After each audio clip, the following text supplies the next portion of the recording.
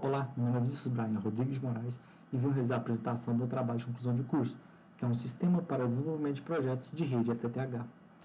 Para a apresentação desse trabalho, eu vou seguir o seguinte sumário. O uso de internet pelas pessoas no mundo vai aumentando a cada dia, e esse número já chega a representar 68% da população mundial. No Brasil, essa porcentagem é de 93% de pessoas utilizando. A internet ela pode ser utilizada através de vários tipos de tecnologia, e a principal e mais utilizada pelos brasileiros é a rede FTTH, representando cerca de 72% da população. A rede FTTH ela vai conectar o provedor ao cliente através de uma fibra óptica. E as provedoras, para conseguir atender mais clientes e melhorar a sua rede, utilizam projetos de rede FTTH, podem ser de expansão ou de melhoria. E os profissionais da área eles utilizam várias ferramentas para fazer o desenho desses projetos. Ferramentas que auxiliam no desenho, estruturação, visualização e cálculo. E o problema que eles enfrentam é que eles têm que utilizar mais de uma ferramenta para fazer esse projeto, que acaba tendo que se especializar em mais de uma, que pode ocasionar algum tipo de erro, desfoque, um aumento ali em sua demanda, atrasando algum serviço. Então, o objetivo desse trabalho é fazer o desenvolvimento de um sistema web interativo para utilizar nos projetos de rede FTTH, unificando tudo que o profissional precisa em uma ferramenta, a qual é visualizar a rede do projeto de forma completa, estruturar e padronizar a rede, gerar o orçamento daquele projeto e uma documentação final bem estruturada. E esse projeto se justifica através do aumento da base de clientes que o provedor procura, cerca de 15 a 25% de sua base. E existe um reinvestimento do lucro, cerca de 30% para desenvolver novos projetos. E por isso a importância de um projeto bem estruturado e bem feito, e através de uma ferramenta unificada, que é a proposta desse trabalho. E atualmente é utilizado algumas ferramentas, e as mais comuns é o AutoCAD, Google Earth e o Geosite. São ferramentas que vão auxiliar no desenho técnico, o AutoCAD e o Google Earth sendo as principais para os desenhos, e o Geosite mais focado em documentação. E nenhuma delas foca em gerar um orçamento. E são limitações que as ferramentas têm que motivaram o desenvolvimento desse sistema, para ter tudo que um profissional precisa em um local só. Como eu disse, o modelo FTTH são redes que conectam o data center do provedor até a residência do cliente, através da fibra óptica, que são fibras que possuem em seu interior vidros que vão levar o sinal de luz através do cabo até a casa do cliente, gerando uma alta velocidade, maior banda e a menor atenuação do sinal do cliente, garantindo a sua melhor conexão de internet. E essa rede é dividida em 3 tipos de rede. Rede de transporte, a qual uma provedora pode ter mais de um ponto em uma cidade ou várias cidades com um ponto e interligar elas, garantindo uma redundância de sua rede.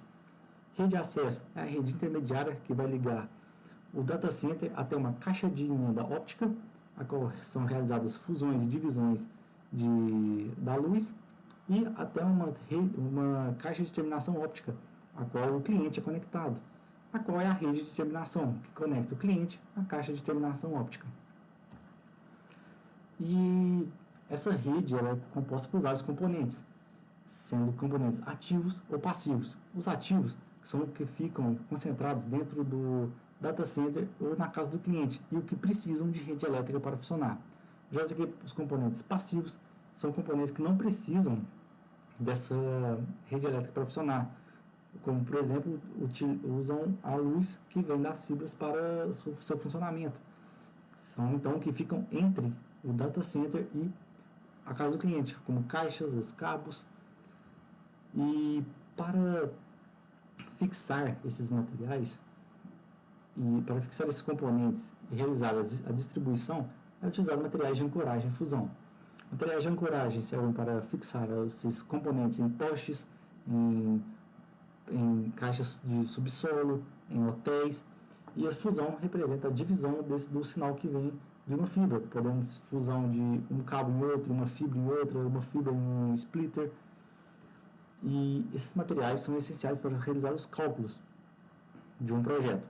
Primeiramente, pega o custo de equipamento, tanto da casa do cliente quanto o do data center, faz um cálculo de custo de cabo, pega a metragem total, divide por 35, que vai dar a quantidade de postes em sua área determinada, e vai utilizar aqueles 4 materiais para fazer a ancoragem dos cabos.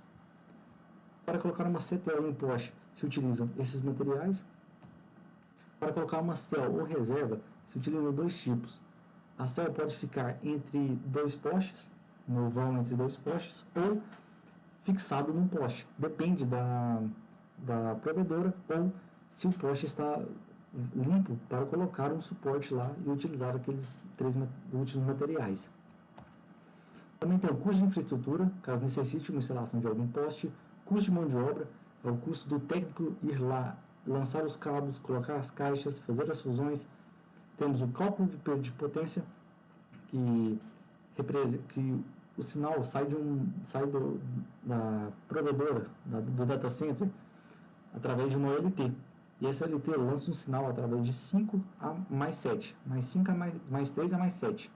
E durante o percurso até a casa do cliente, pode ocorrer atenuação na fibra, splitter, cada emenda ou cada fusão, cada conector, e tudo que a luz vai passando vai perdendo potência, chegando a mais ou menos menos 18 a menos 22 na casa do cliente. E por fim, o cálculo de capacidade. Se aquela OLT ela consegue atender mais clientes conforme a expansão ou melhoria necessita. Para elaborar um projeto, se utiliza essas etapas. Determina uma área de cobertura, pode ser tanto de expansão quanto de melhoria. É feita uma pesquisa de campo para descobrir os concorrentes, a classe social dos clientes daquela região. É calculada uma taxa de penetração, quantos clientes eu quero atingir naquela cobertura. Então, através disso é feito um desenho, que representa o desenho dos cabos, onde vai colocar cada cabo, cada caixa. Depois disso é feita uma precificação desse desenho, aguardando uma aprovação. Caso aprovado, executa e ao fim realiza uma documentação desse projeto. E para o desenvolvimento desse sistema, vai ser utilizado algumas tecnologias, como o Visual Studio Code para um ambiente de desenvolvimento, pela sua capacidade uma sua versatilidade, tendo várias formas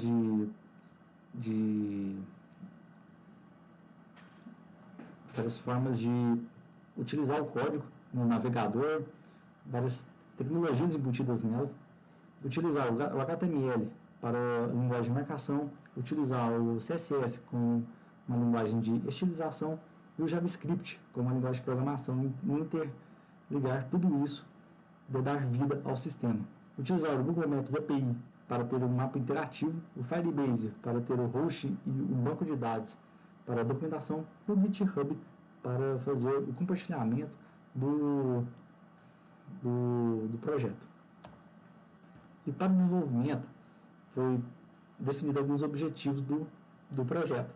Utilizar a API do Google e Firebase, utilizar as linguagens que eu citei anteriormente, e o sistema vai ter a criação, organização de múltiplos projetos e pastas, adicionar, remover e editar todos os marcadores, linhas e pastas que foram criadas, diferenciar o que é rede nova de que é rede existente, diferenciar os tipos de cabo, desenvolver o plano de fusão, gerar orçamento e uma documentação. E através desses objetivos que foi feita a análise e levantamento de requisitos. Então, através de uma pesquisa de campo, foi determinado aqueles objetivos, foi feito um mapa mental, definidas as funcionalidades do projeto, especificação das tecnologias que vai ser utilizada, planejar um banco de dados para a documentação e definir uma arquitetura preliminar.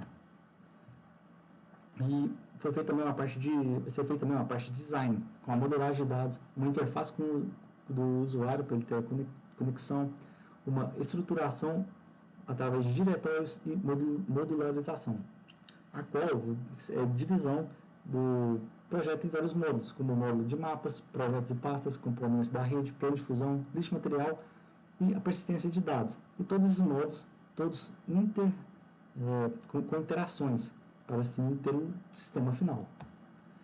Realizar testes durante todo o projeto, para ter um produto final sem erros, ter uma documentação final, como uma documentação técnica e o manual de como utilizar o sistema, e utilizar sempre as boas práticas, a modularização, uma separação de arquivo, o que é HTML, o que é CSS, o que é JavaScript, uma nomenclatura das variáveis e terceiro comentário no código.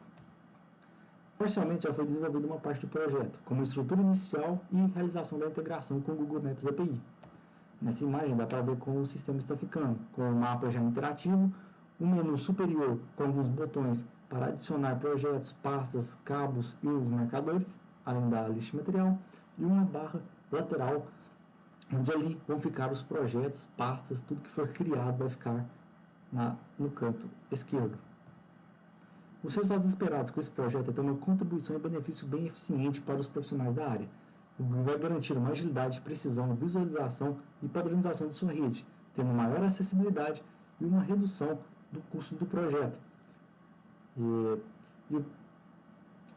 Por ter uma ferramenta especializada para os profissionais da área, assim podendo fazer tudo o que ele precisa em um local só.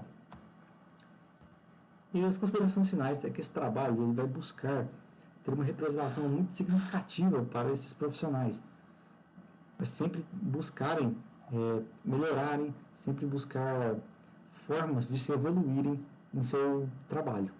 E assim diminuir o problema de ineficiência, fragmentação de ideias, o problema de planejamento de rede, uma documentação falha, e garantindo assim um bem-estar para o profissional da área, conseguir trabalhar de forma mais tranquila.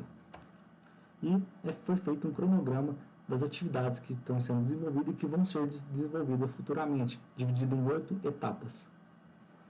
E que as referências que eu utilizei para fazer a pesquisa e elaborar esse trabalho completo.